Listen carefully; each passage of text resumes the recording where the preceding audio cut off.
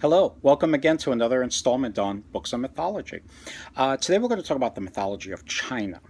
Now, usually with these videos, I start off with general readings, sort of books that are compilations to give you an overall view of the various myths that different areas have.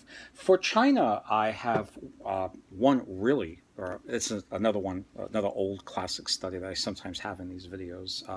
This one is put out by Dover, and it's Myths and Legends of China, and it's by E.T.C. Werner, and it's a classic study. Contains many stories. The cover has the eight immortals. They're these figures that found the secret of immortality, and they kind of hang out together. And this is great. It covers a lot of standard stuff that is China's known for. Creation story, the early teaching of civilization to mankind. Uh, uh, what I really remember about this book is I remember it talked a lot about uh, Guan Yin. Guan Yin is a very important figure. When I was in China, her image was all over the place. She's a bodhisattva. Bodhisattva is basically someone who achieved enlightenment. Uh, was is practiced Buddhism and achieved enlightenment, but instead of sort of leaving the earth behind and living happily in a state of nirvana, they stay behind to help people in need so they can achieve enlightenment. So these figures, bodhisattvas, are seen as extremely merciful, and the biggest one is Guan Yin. And this book tells at length the story of her adventures when she was a girl living on Earth. And so, great book. Another smaller book, but filled with very beautiful stories, is this. There's this series called The Essentials, Stories That Change the World, and this is called Essential Chinese Mythology. And it is by Martin Palmer and Zhao Xiaomin. Zhao Xiaomin. And again, a lot of the stuff is, it has in the other book I showed you, Creation of the World, early history of the world, but then and other stories. But then it also talks about several different types of stories based on the three spiritual systems of China, which is mainly Confucianism, Taoism, and Buddhism. So it tells stories with those three philosophies in mind. So this is a great little book. Um, Another book that is also, a general run through of many essential myths and legends from China, like the previous two, is I'm trying to find a particular picture in here before I show you. Oh yeah, here it is. Okay, it's this book called Dragons and Dynasties, and an introduction to Chinese mythology, and it's by Yuan Ke. And again, wonderful little book.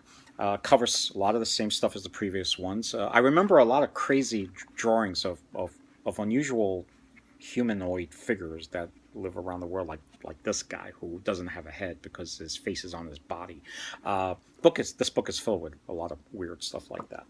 Um, Now, if you've done with general storytelling books and you're serious about the mythology of China, you want to know the origins of the stories and what they mean and interpretations, then you can't go wrong with this amazing book. It's called, again, similar title, Chinese Mythology and Introduction, and this one is by Anne Birrell. And it's funny, when I read these previous books, I thought of, the ancient stories as being these long narratives, like these stories, like these books present. But I was very surprised and a little dismayed to know that a lot of the ancient the very ancient myths from China are actually not written down at length because there was no Homer or Hesiod back then to really make long poems out of them. So a lot of a lot of the myths you read in books from China, well, no, there's a lot of great stories from China, a lot of folk tales, a lot of legends that are told at length, but a lot of the real ancient stuff, what we call mythology, um, stories of gods and goddesses and stuff, they're usually woven together from snippets from very ancient sources. So I was kind of surprised that, she would tell you about a myth and then she would give you a translation, and the translations would always be really short, like a sentence or two. And I'll be like, boy, that's really short. And it's kind of like what Yuan Ke says here too in this book, where he talks also that the ancient sources only have little snippets of myths and legends. It doesn't really tell the stories at length. But in this book, she gives you the snippets, and they're not that exciting because they're really short. So even though this is a scholarly book, it was disappointing in that regard. But this book, on the other hand, he kind of, like what other authors do who want to give you something more entertaining, they put the snippets together and make one connective, nice, long story. So, if you want to read, it depends on what you want to read. You want to read simpler books that give you fun stories, or do you want to read the more challenging scholarly book where the stories may not be as exciting, but the information is? Okay, now I've gone through these general surveys. Now I want to go through a couple of translations of some classics.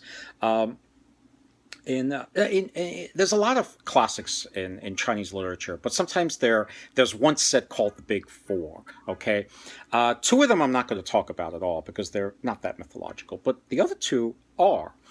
The most mythological, in my opinion, is called Journey to the West. I played video games that are based on Journey to the West. And Journey to the West is basically a story of Monkey.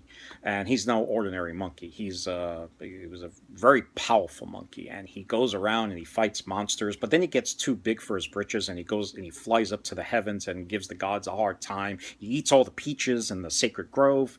And he's finally subdued by the superior mind of the Buddha, and the Buddha punishes him by putting him in a cave, and finally, after many years, he's set at liberty if he behaves himself, and he accompanies this wise Buddhist cleric on a trip all the way from China to India to get sacred Buddhist writings. So that's basically what Journey to the West is about. I have two. It's a long story, and there are full English translations. I'm a little embarrassed to say I didn't read them, but I did read shorter versions. There's this classic. I don't know how much it's regarded today, but it is a classic translation that was used often. I mean, it's simply called Monkey, and the original author that wrote it many, many years ago is Wu Cheng-en, but this translator is author Walley. Okay, and it's simply called Monkey, and it's much shorter, and it's a lot of fun. Another English version. Oh, this is even a little shorter, and it's not so much a translation but a retelling. Is another book similarly called Monkey, but the subtitle is A Journey to the West, and this is a retelling by someone named David Kherdian. And it's put up by Shambala Books, and again, wonderful edition. These two books are actually kind of similar in many ways. What happens is that the part from the beginning to when the journey begins is pretty much the same in this book, and also the end is the same. What these books differ in is the middle part, because the book really is long, because while they're on their journey, they go through many adventures. But these two authors tell only a portion of these adventures. But but they tell different ones in different books. This one has 4 central ones, and this one I don't know how many he has, but they're different from this one. So that's where the two books differ. Otherwise, they're in some ways very similar. So that's it for Monkey. The other great classic that I was going to mention is something called Three Kingdoms. Now, Again, it's a very long story. But again, I didn't read the long English one. I have a shorter English translation here. Here's the book, Three Kingdoms. And the original, it's called China's Epic Drama. So basically, just like every nation, so many nations have a great epic. This is probably the closest one that China has. I guess it would be compared to the Iliad. Not that it has anything in common with the Iliad, but in terms of great epic. The original author is Lo Quan Chung, and this translation is by Moss Roberts. Uh, when I was in China, I actually found the a full English translation, but I never read it. But it looked kind of. I tried reading it; it was really hard. But then I found this nice short version. It was much easier to read. Uh, um, I I I liked it. I didn't love it.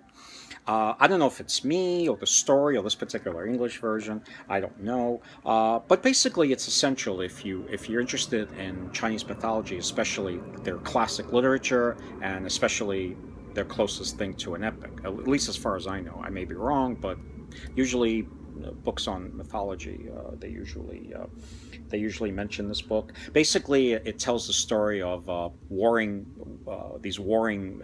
It was a tumultuous time in China, and you have these armies fighting with each other because it's all about who's gonna, they have these different people vying for the throne of China, and the main hero, the main good guy who wants to be the emperor is Liu Bei. But the character that really shines in this book is a character called Guan Zhong, and Guan Zhong is I have a picture. I have a statue of Guan Zhong right here. He's my buddy. He's a very, you've probably seen this guy in restaurants and stuff. He's got this big belly. He's got this very imposing figure, and he's got this weapon that can knock down a horse. This guy is really amazing because he represents honor and loyalty in the Chinese mindset. Even if he could do something wrong and get away with it, he won't do it. And he's so honorable. He's even honorable to his enemies, and unfortunately, he suffers for that. That's the high. That to me, that was the shining part of the book. Is basically that guy. Um, okay. Basically, that's all I have to say about Chinese mythology. So until next time, happy reading.